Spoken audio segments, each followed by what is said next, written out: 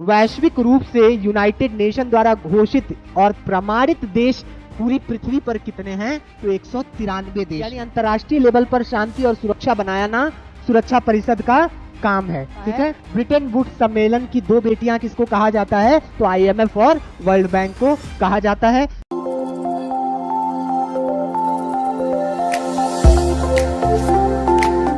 स्वागत है आप सभी का एग्जाम 30 के प्लेटफॉर्म पे। आज इस वीडियो में हम बहुत ही महत्वपूर्ण टॉपिक को लेकर के आए हैं, इंटरनेशनल ऑर्गेनाइजेशन। लगातार प्रत्येक वनडे एग्जामिनेशन में इंटरनेशनल ऑर्गेनाइजेशन की स्टेबिलिटी ईयर्स, उसके वर्तमान अध्यक्ष, सबसे पहले अध्यक्ष, भारत उससे कब जुड़ा, उसके कितने सदस्य होते हैं, उनका क्या प्रभाव है, ये प्रीलिम्स और मेंस का महत्वपूर्ण प्रश्न रहा है। इसलिए ये कहीं ना कहीं हर एक एग्जाम के लिए महत्वपूर्ण हो जाता है। तो स्वागत है आपका एग्जाम 30 के प्लेटफॉर्म पे। मैं रहबर नवाज आज इसी महत्वपूर्ण टॉपिक पर आपसे डिस्कशन करने आया हूं और ये आपको एग्जामिनेशन हॉल में पता चल जाएगा कि कितना महत्वपूर्ण टॉपिक है इंटरनेशनल ऑर्गेनाइजेशन। चाहे वो United Nation Education Scientific Society Organisation हो, यूनेस्को हो, वर्ल्ड हेल्थ ऑर्गेनाइजेशन हो, मॉनिटरी फंड की बात हो, या WMO की बात हो, SCO की बात हो, ये सभी बहुत ही महत्वपूर्ण ऑर्गेनाइजेशंस हैं। इसी के तहत एक दो सीरीज लेकर के आऊंगा और इसमें आज पहली सीरीज आई है, ये पार्ट 1 है जो आपके सामने आज लॉन्च की जा रही है। तो चलिए स्टार्ट करते हैं इंटरनेशनल ऑर्गेनाइजेशन और सबसे पहले बात करते हैं यूनाइटेड नेशन ऑर्गेनाइजेशन का, UN का। ठीक है, क्या है ये? संयुक्त राष्ट्र यूनाइटेड नेशन 1945 में स्थापित एक अंतर्राष्ट्रीय संगठन है। वर्तमान में इसमें शामिल सदस्य राष्ट्रों की संख्या 193 है। यानी अगर डायरेक्ट क्वेश्चन ये पूछे कि वैश्विक रूप से यूनाइटेड नेशन द्वारा घोषित और प्रमाणित देश पूरी पृथ्वी पर कितने हैं? तो 193 देश हैं। ठीक है।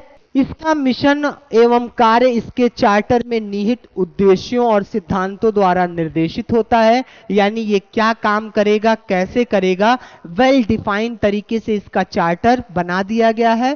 संयुक्त राष्ट्र के विभिन्न अंगों और विशेष एजेंसियों द्वारा इन्हें कार्यान्वित किया जाता है। संयुक्त राष्ट्र के कार्यों में अंतर्राष्ट्रीय शांति, ये संयुक्त राष्ट्र के काम में है अंतर्राष्ट्रीय शांति। लेकिन जरा याद करिए, भारत के संविधान का आर्टिकल 51 जो directive principle of state policy से संबंधित है, वो कह रहा है कि भारत राज्य अंतर्राष्ट्रीय शांति और सुरक्षा का प्रयास करेगा। ठीक है। तो भारत एक ऐसा देश है जो सिर्फ अपने ही हित की बात नहीं करता है, बल्कि वैश्विक हित की बात करता है, वसुधैव कुटुंबकम की बात करता है, सभी लोगों में शिव देखने की बात करता है। भारत का ही वासी, भारत का ही योगी जो 1893 में शिकागो में जाकर के जब पहले बोलता है, ये नहीं कहता है कि भाइयों और बहनों, वो कहता है my brothers and sisters of America, Swami Vivekananda. और इतनी ही बात सुन करके पूरी महफिल के लोग तालियों से गड़गड़ाने लगते हैं। ये भारत की पुरातन सभ्यता और संस्कृति है कि हमने विश्व कल्याण के लिए और मानव मात्र की सेवा के लिए संकल्पना दिया है। हमारे वेद, पुराण और उपनिषद किसी एक धर्म और जाति के लिए पथ प्रदर्शित नहीं करते हैं, बल्कि सर्वस्व समाज के लिए एक नई दिशा दिखाते हैं। तो संयुक्त राष्ट्र के कार्यों में अंतर्राष्ट्रीय शांति सुरक्षा बनाए रखना, मानवाधिकारों की रक्षा, मानवीय सहायता पहुंचाना, सतत विकास को बढ़ावा देना और अंतर्राष्ट्रीय कानून का भली भांति क्रियान्वयन करवाना शामिल है। संयुक्त राष्ट्र के मुख्य अंग कौन से हैं, कौन कौन से पार्ट्स हैं जो यूनाइटेड नेशन के अंतर्गत आते हैं? ये देखिए, यूनाइटेड नेशन का आप ऑफिस देख रहे हैं, यहां बैठ करके चर्चाएं हो रही हैं। तो संयुक्त राष्ट्र महासभा, सुरक्षा परिषद, संयुक्त राष्ट्र आर्थिक एवं सामाजिक परिषद, संयुक्त राष्ट्र न्यास परिषद, अंतर्राष्ट्रीय न्यायालय, संयुक्त राष्ट्र सचिवालय, ये सभी महत्वपूर्ण है। ये छहों, चाहे वो कोई भी एग्जामिनेशन हो, इसका ब्रीफ नॉलेज रखना आपके लिए जरूरी है। इस्टेब्लिश कब हुआ, इसमें कितने सदस्य होते हैं, जैसे सुरक्षा परिषद की बात अभी आप अगले स्लाइड में देखेंगे, लेकिन होमवर्क के रूप में इन सभी के बारे में आप जाकर के पता करिए कि क्या होता है, कब ये आया, इसका काम क्या होता है। हर एक प्रकार के एग्जामिनेशन में ये बहुत ही महत्वपूर्ण क्वेश्चन है और यहां से प्रश्न आपको लगातार देखने को मिल सकता है। ठीक है, क्या है? संयुक्त राष्ट्र महासभा, सुरक्षा परिषद, संयुक्त राष्ट्र आर्थिक एवं सामाजिक परिषद, संयुक्त राष्ट्र न्यास परिषद, अंतर्राष्ट्रीय न्यायालय जो हेग में स्थित है, हेग नीदरलैंड, संयुक्त राष्ट्र सचिवालय। ठीक है, चलिए आगे बढ़ते हैं। सुरक्षा परिषद कहा था, नेक्स्ट स्लाइड में है। अब इसका देखिए, संयुक्त राष्ट्र चार्टर के तहत अंतर्राष्ट्रीय शांति एवं सुरक्षा इसकी प्राथमिक जिम्मेदारी है, यानी अंतर्राष्ट्रीय लेवल पर शांति और सुरक्षा बनाना सुरक्षा परिषद का काम है। ठीक है, सुरक्षा परिषद 15 सदस्य राज्यों से मिलकर बनी है। कितने? 15, जिसमें से 5 परमानेंट और 10 टेम्परोरी होते हैं। 5 कौन से परमानेंट स्थायी सदस्य हैं? चीन, फ्रांस, रूस, यूनाइटेड किंगडम, संयुक्त राज्य अमेरिका, तथा 10 गैर स्थायी सदस्य महासभा द्वारा 2 वर्षों के लिए क्षेत्रीय आधार पर चुने जाते हैं। 2 वर्षों के लिए क्षेत्रीय आधार पर चुने जाते हैं और लगातार 2 बार नहीं चुने जा सकते। एक बार चुने तो फिर गैपिंग होगी, फिर अगली बार चुने जाएंगे। अगला है financial action task force, FATF, वित्तीय कार्यवाही कार्यबल। FATF वैश्विक मनी लॉन्ड्रिंग, मनी लॉन्ड्रिंग क्या होता है?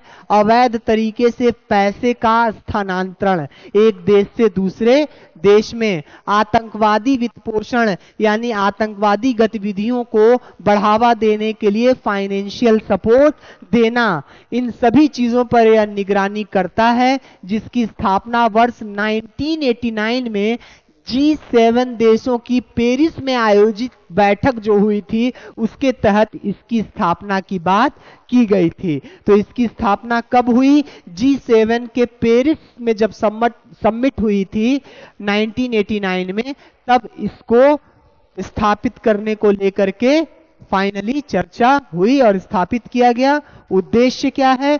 मनी लॉन्ड्रिंग से निपटने के उपायों की जांच और विकास करना। अमेरिका पर 9/11 के हमलों के बाद वर्ष 2001 में FATF ने आतंकवादी वित्तपोषण से निपटने के प्रयासों को शामिल करने के लिए जनादेश विस्तारित किया। यानी ये पहले जब स्थापित हुआ तो सिर्फ वैश्विक मनी लॉन्ड्रिंग पे काम करता था, लेकिन 2001 के बाद आतंकवादी वित्तपोषण पे भी इसको काम दे दिया गया।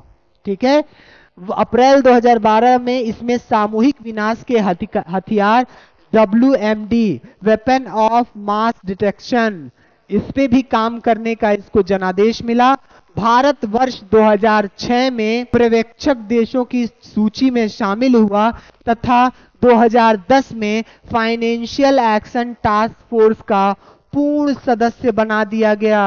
यानी FATF, कई बार क्वेश्चन आता है कि निम्नलिखित कथनों पर ध्यान दीजिए, निम्नलिखित में से कौन सा वैश्विक समूह ऐसा है जिसका भारत भी सदस्य है? अब उसमें ऑप्शन दे देगा, जैसे G20 दे दे, सार्क दे दे, G7 दे दे, SCO दे दे, और फिर उसके बाद FATF दे दे, और फिर कॉलम बना दे और पूछे निम्नलिखित में से किस वैश्विक समूह का भारत भी सदस्य है, बताएं। तो ऐसे भी प्रश्न देखने को मिल सकते हैं। तो FATF का भारत भी सदस्य है। कई बार ऐसे भी क्वेश्चन पूछ लेता है कि इस समूह में भारत तो सदस्य है लेकिन पाकिस्तान सदस्य नहीं है। अब आपको वो स्टेटमेंट सही है या गलत पता करना होता है। ठीक है, अब आ गया ADB, एशियाई विकास बैंक, एशियाई development bank. Asian development bank क्या है? ये एक क्षेत्रीय विकास बैंक है जिसकी स्थापना 19 दिसंबर 1966 को हुई थी। इसके कुल सदस्य 68 सदस्य हैं। भारत एडीबी का संस्थापक सदस्य है, यानी एडीबी को बनाने में 1966 में किसकी सरकार थी? 1966 में लाल बहादुर शास्त्री की सरकार थी। ठीक है, उस वक्त ये स्थापित हुआ था। भारत इसका संस्थापक सदस्य था।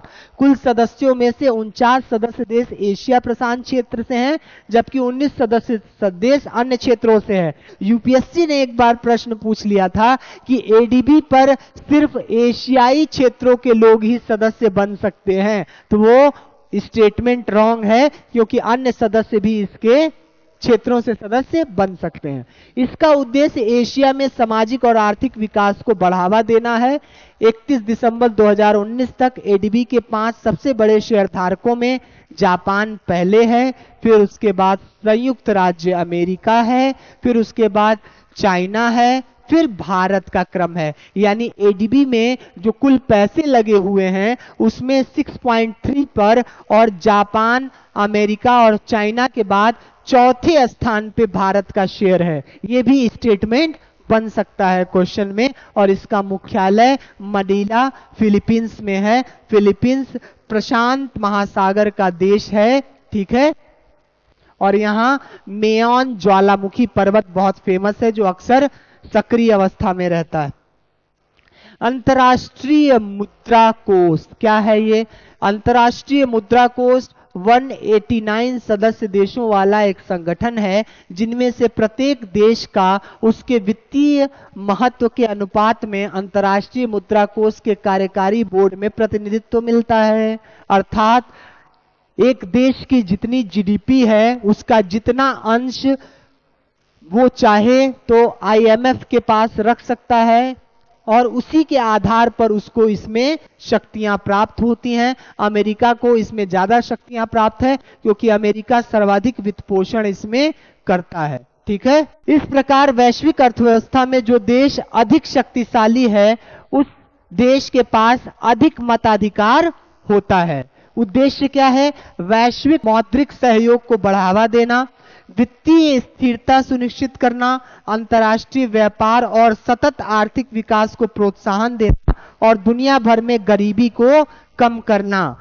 अंतर्राष्ट्रीय मुद्रा कोष की अभिकल्पना जुलाई 1944 में संयुक्त राज्य के न्यू हैम्पशायर में संयुक्त राष्ट्र के ब्रिटेन वुड्स सम्मेलन में किया गया था। तो ब्रिटेन वुड्स की 2 बेटियां कही जाती हैं। ब्रिटेन वुड्स सम्मेलन से 2 ऑर्गेनाइजेशन निकले थे, और उन 2 ऑर्गेनाइजेशन का काम था सेकेंड वर्ल्ड वॉर के बाद पूरी दुनिया को इस्टेब्लिश करना और वापस से उनके विकास के लिए काम करना। पहला तो था आईएमएफ और दूसरा था वर्ल्ड बैंक। वर्ल्ड बैंक तो डायरेक्ट क्वेश्चन आता है, ब्रिटेन वुड्स सम्मेलन की 2 बेटियां किसको कहा जाता है? तो आईएमएफ और वर्ल्ड बैंक को कहा जाता है। 44 देशों ने एक साथ मिलकर आर्थिक सहयोग हेतु फ्रेमवर्क का निर्माण की बात की, और फाइनली क्या बना? आईएमएफ बना, और आईबीआरडी जो वर्ल्ड बैंक कहलाता है, आईबीआरडी वो बना। अब इसमें एक पॉइंट सबसे ज्यादा इंपॉर्टेंट है कि जब तक कोई देश आईएमएफ यानी अंतर्राष्ट्रीय मुद्रा कोष का सदस्य नहीं बनता, तब तक उसे विश्व बैंक की शाखा अंतर्राष्ट्रीय पुनर्निर्माण एवं विकास बैंक आईबीआरडी में सदस्यता नहीं मिलती। ठीक है, अगली स्लाइड विश्व बैंक की। अंतर्राष्ट्रीय पुनर्निर्माण और विकास बैंक आईबीआरडी और अंतर्राष्ट्रीय मुद्रा कोष जिसकी अभी हम लोगों ने बात की स्थापना एक साथ वर्ष 1944 में अमेरिका का न्यू हैम्पशायर शहर ब्रिटेन वुड्स सम्मेलन में किया गया। ठीक है, इसका उद्देश्य क्या था? द्वितीय विश्व युद्ध और विश्वव्यापी संकट से जूझ रहे देशों की मदद करना। मुख्यालय अमेरिका की राजधानी वाशिंगटन डीसी में। वर्तमान में विश्व बैंक के 189 देश सदस्य हैं। विश्व बैंक का सदस्य बनने के लिए किसी भी देश को पहले अंतर्राष्ट्रीय वित्त निगम का सदस्य बनना जरूरी होता है। एशियाई अवसंरचना निवेश बैंक AIIB, इस पे भी लगातार यूपीएससी यूपीपीसीएस ने प्रश्न पूछा है। आप प्रीवियस ईयर क्वेश्चन उठा करके देखिएगा। एसएससी में भी इससे क्वेश्चन आए हुए हैं और यूपी ट्रिपल एससी में भी। एशियाई अवसंरचना निवेश बैंक एक बहुपक्षीय विकास बैंक है जिसका उद्देश्य एशिया में सामाजिक, आर्थिक और परिणामों पर बेहतर कार्य करना है। इसकी स्थापना आर्टिकल्स ऑफ एग्रीमेंट 25 दिसंबर 2015 से लागू हुआ और फाइनली ये जो है सदस्यों ने समझौते के जो पक्षकार थे वो 57 संस्थापक सदस्य थे और बैंक की सदस्यता अनिवार्य है इनका मुख्यालय बीजिंग में है और जनवरी 2016 में इसका परिचालन प्रारंभ हो गया था। अब है यूनेस्को, संयुक्त राष्ट्र शैक्षणिक, वैज्ञानिक और सांस्कृतिक संगठन। ठीक है, संयुक्त राष्ट्र की एक विशेष एजेंसी है यह शिक्षा, विज्ञान, संस्कृति के क्षेत्र में अंतर्राष्ट्रीय सहयोग के माध्यम से शांति स्थापित करने का प्रयास करती है। आपने डायरेक्ट सुना होगा वर्ल्ड हेरिटेज साइट्स, यही यूनेस्को डिक्लेयर करती है किसी भी देश में वर्ल्ड हेरिटेज साइट्स कौन कौन से होंगे। शिक्षा और स्वास्थ्य पे भी काम करती है ये। ठीक है, संयुक्त राष्ट्र की यह एजेंसी संयुक्त राष्ट्र सतत विकास समूह का सदस्य है। संयुक्त राष्ट्र की एजेंसियों और संगठनों के इस समूह का उद्देश्य सतत विकास लक्ष्यों को पूरा करना है। यूनेस्को का मुख्यालय पेरिस, फ्रांस में अवस्थित है। विश्व में इसके 50 से अधिक क्षेत्रीय कार्यालय हैं और इसके 193 सदस्य देश हैं तथा 11 संबद्ध देश भी हैं।